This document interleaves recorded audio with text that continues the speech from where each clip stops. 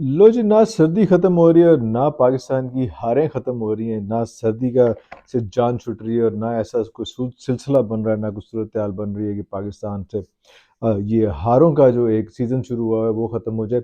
लेकिन चलें आपको सबसे पहले बताते हैं कि पीएसएल में क्या हो रहा है। पीएसएल जो है वो ऑब्वियसली वो शुरू तो होगा 17 फरवरी से, लेकिन एक जो सैड न्यूज़ है, एक बुरी न्यूज़ है, एक थोड़ी-सी ऑड खबर है पेशावर वालों के लिए, क्योंकि बाकी सब में मुल्तान में भी मैचेज़ हो जाएँगे, लाहौर में भी मैचेज़ हो जाएँगे, कराची में मैचेज़ हो जाएँगे, पिंडी में भी मैचेज़ हो जाएँगे। लेकिन वो बेचारे जो हमेशा पेशावर वाले गिला करते हैं और गुस्सा करते हैं इस बात पे कि 8-8, 9-9, 6-6 मैचेज़ जो हैं वो कम से कम सब सिटीज़ अपने शहरों में खेलती हैं। लेकिन यहाँ पे सूरत हाल ऐसी नहीं हो रही। पेशावर में काफ़ी अरसे से लगे हुए हैं कि पेशावर में हो जाए, लेकिन वो एक अरबाब नियाज़ स्टेडियम है जो पता नहीं कितने साल से बनता जा रहा है, कम से कम 2 साल तो मुझे हो गए फॉलो करते हुए। लेकिन वो बनता जा रहा है, बनता जा रहा है, अभी तक पूरा नहीं हुआ और अभी तक जो है इस साल भी वहाँ पे मैच नहीं हो पाएगा। इट्स लिटिल सैड न्यूज़, लेकिन चलें आगे बढ़ते हैं, क्योंकि होता भी है कि पेशावर से और केपीके से बहुत ज़्यादा लोग जो हैं उस एरिया से प्लेयर्स हैं जो पाकिस्तान की टीम में इस वक़्त हैं और मेरे ख्याल 60-70% तो जो हैं वो पठान भाई हैं हमारे जो वहाँ पे खेल रहे हैं। लेकिन फिर भी पेशावर में जो है वो हम पीएसएल नहीं करा सकेंगे। कोशिश करेंगे अगली बार जो है किस तरह से पीएसएल हो जाए। It's a little odd news, बहुत पैसा लग गया, बहुत खर्चा हो गया, बहुत टाइम लग गया, लेकिन फिर भी हम लोग वहाँ पे कोई मैच नहीं करा सके अभी तक। उसमें अब आते हैं मेन टीम की तरफ। मेन टीम में एक तो जो है वो पता नहीं अच्छी खबर है या बुरी खबर है, वो तो ये है कि विलियमसन जो न्यूजीलैंड के कैप्टन हैं, उनको जो इंजरी हुई थी, वो इंजरी से रिकवर नहीं कर सक रहे। पहले तो ये था कि सिर्फ एक मैच नहीं खेलेंगे, पिछला मैच भी जो है वो आधा मैच छोड़ के बेचारे चले गए थे, अच्छी बैटिंग कर रहे थे। अगर वो बैटिंग करते रहते तो मेरा ख्याल है हमें फिर दोबारा 200 टॉप जाना था, लेकिन बचत हो गई चलो थोड़ी-सी। लेकिन विलियमसन का अपना ये प्लान था कि मैं एक मैच नहीं खेलूँगा, क्योंकि कैप्टन भी है और ये जो थर्ड मैच था वो नहीं खेलूँगा, फोर्थ और फिफ्थ मैच मैं खेलूँगा। लेकिन उनकी जो मैनेजमेंट है उसने ये फैसला किया कि नहीं भाई, आप जो है वो आप रेस्ट करें, सुकून करें, चिल करें।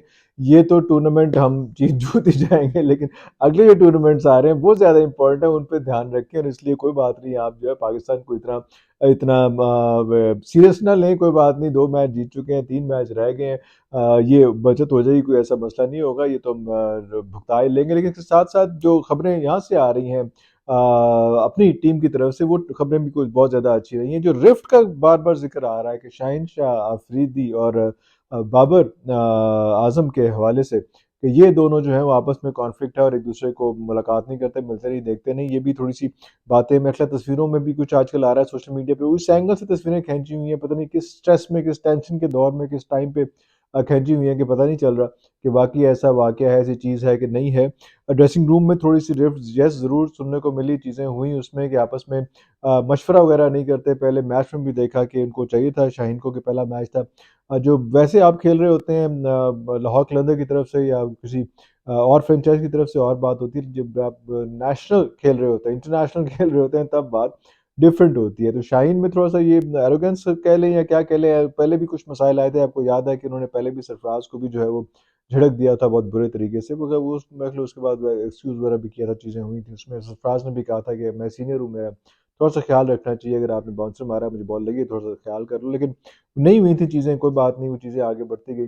लेकिन अभी भी ये सिचुएशन आ रही है कि शाहीन एक्चुअली होता ये है कि जब बॉलर बॉल करा रहा होता है तो उसके राइट या लेफ्ट पे जो है ना वो कैप्टन खड़ा होता है। या फिर कोशिश होती है कि जो सीनियर बंदा है वो एक तो विकेट के पीछे खड़ा होता है, दूसरा या फिर साथ जो है वो करीब खड़ा हो ताकि मशवरा लिया जा सके, हर बॉल के साथ डिस्कशन की जा सके।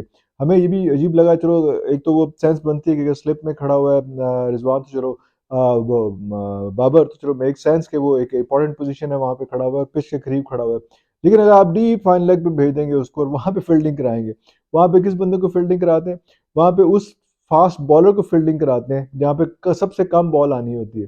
ताकि वो जो है वो एक दफ़ा जो अपने 6 बॉलों का एक स्पेल करा के गया है, तो उसके बाद सुकून से वो थोड़ा-सा रेस्ट कर ले उस दौरान जब उसने अगली बार अगला ओवर दोबारा कराना है। तो इसलिए वो पिछले अखीर में भिजवा देते हैं कि कम गेंदें आएँगी, तो आराम से वहाँ पे थोड़ा-सा रेस्ट मार ले ताकि अगला ओवर उसने दोबारा कराना है।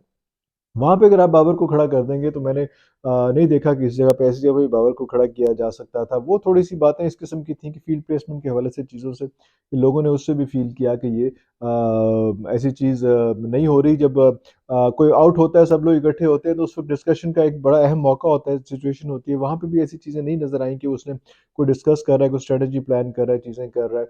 ज़ाहिर-सी बात है, आपने पहले भी कहा था कि अपने चाचा जो है इफ्तिखार, उसको बाबर भी ओवर नहीं देता था और ये भी ओवर नहीं देता। चलो यहाँ पे तो बाउंड्रियाँ छोटी हैं, मेक सेंस के इफ्तिखार को जो है वो बड़ी हिट लग सकती है। तो वो छोटी बाउंड्री की वजह से वो हिट बहुत बड़ी हो जाएगी। तो ये चीज़ें हो जाएँगी, लेकिन फिर भी जो है वो अभी इम्पोर्टेंट फीचर इसका ये होगा कि तीसरा मैच हमें 2 मैच हो गए। पहला मैच जो है वो थोड़ा-सा कन्फ्यूज़ सा था। तीसरा मैच जो है वो स्टेबल होने की वजह ज़्यादा कन्फ्यूज़ था। कन्फ्यूजन ज़्यादा फैल रही थी और प्लेयर्स के चेहरों पे कन्फ्यूजन नज़र आ रही थी। बॉडी लैंग्वेज में कन्फ्यूजन नज़र आ रही थी। स्ट्रगल कर रहे थे। एक्स्ट्रा एफर्ट जब आप करते हैं, रिलैक्स होकर नहीं खेलते, तो फिर आपके पास ये मसाइल आने शुरू हो जाते हैं, जो हमने इस मैच में ख़ास तौर पे स्क्रीन पे देखे। अब जब नेक्स्ट मैच है तो उसके लिए तैयारी क्या है? तैयारी कम से कम जो है आपको 3 प्लेयर लग रहा है कि आपको चेंज करने पड़ेंगे। जिसमें आज़म खान जो है उसको चेंज करना पड़ेगा। उसके लिए जो है वो 2 ऑप्शंस हैं। एक तो ये ऑप्शन है कि उसकी जगह पे खिला लें हम जो मेरा तो फ़ेवरेट है अभी तक, उस बेचारे की बारी नहीं आ रही, उसको खिला लें। और उसके अलावा जो है वो शाह ज़ाहिर-सी बात है, साहबज़ादा फरहान की बात कर रहा हूँ मैं। तो साहबज़ादा फरहान को खिला लिया जाए और कीपिंग जो है दोबारा रिज़वान को दे दी जाए और कीपिंग रिज़वान भी कर ले। लेकिन एक और को हम कीपर को लेके गए हुए हैं, उसके साथ जो है उसको कीपर के तौर पे खिलाया लेकिन अगर वो उसको कीपर के तौर पे खिलाएँगे तो he is not that good batter actually. He is a good batter, लेकिन जो लिमिटेड फ्रेम वर्क होता है, जो टाइम होता है, क्योंकि आप उसको नहीं हटा सकेंगे, रिज़वान को ऑब्वियसली हम नहीं हटा सकेंगे।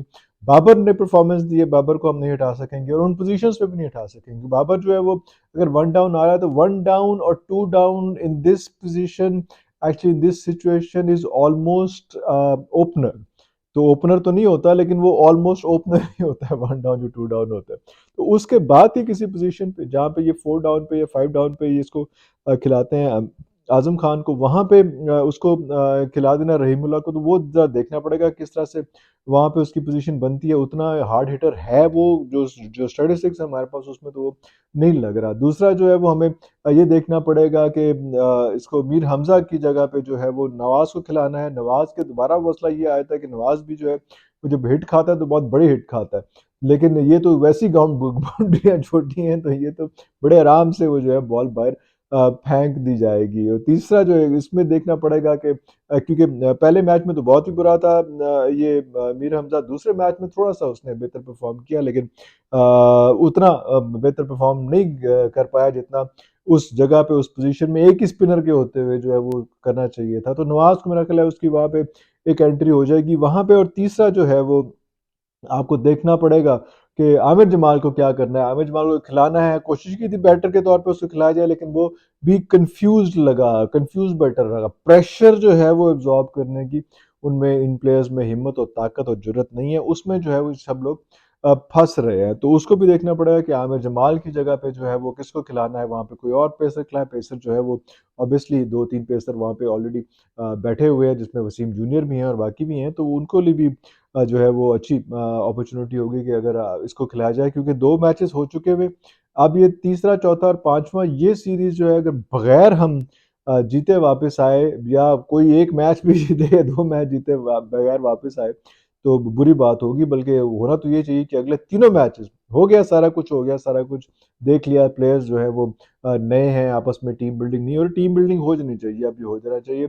या तो फिर एक ये ऑप्शन है कि इन्हीं जो प्लेयर्स हैं जो ग्राउंड के अंदर पहले और दूसरे मैच में उतरे हैं, उन्हीं को खिलाया जाए और उन्हीं को, जिसको पंजाबी में कहते हैं, पेंजा लगाया जाए कि भाई तुम लोगों ने ही खेलना है और कोई और हमारे पास ऑप्शन नहीं है। और किसी वक्त किसी के ऊपर ये तलवार नहीं होगी कि परफॉर्मेंस बुरी हुई तो बाहर निकल आएगा। होना यही चाहिए कि भाई अब आप ही हैं, आप लोगों ने खेलना है और फिर आप जुड़ जाएं और हमें विक्ट्री दिलवाएं। तो ये अभी तक के लिए इतना ही। कल दोबारा बैठते हैं, गप लगाते हैं और देखते हैं कि कौन सी टीम डिसाइड होती है और आगे क्या टीम की स्ट्रैटेजी बनती है। अभी तक के लिए इतना ही।